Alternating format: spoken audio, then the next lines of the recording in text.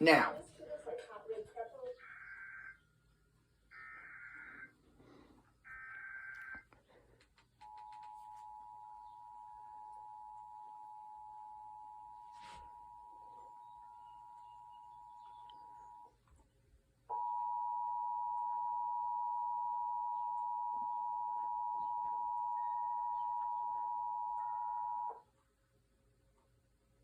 The National Weather Service has issued a flood warning for Crawford County, Pennsylvania, effective until 6:04 p.m. The National Weather Service in Cleveland has issued a flood warning for northeastern Crawford County in northwestern Pennsylvania until 6 p.m. Eastern Daylight Time.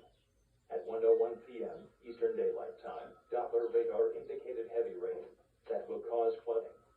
Rainfall totals of 1 to 2 inches are expected across the area today. Some areas have received heavy rain in recent days and will be more prone to additional flooding.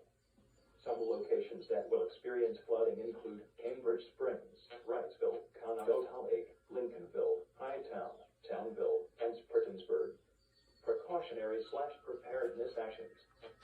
Turnaround, Don T. Brown 1 and Kelly.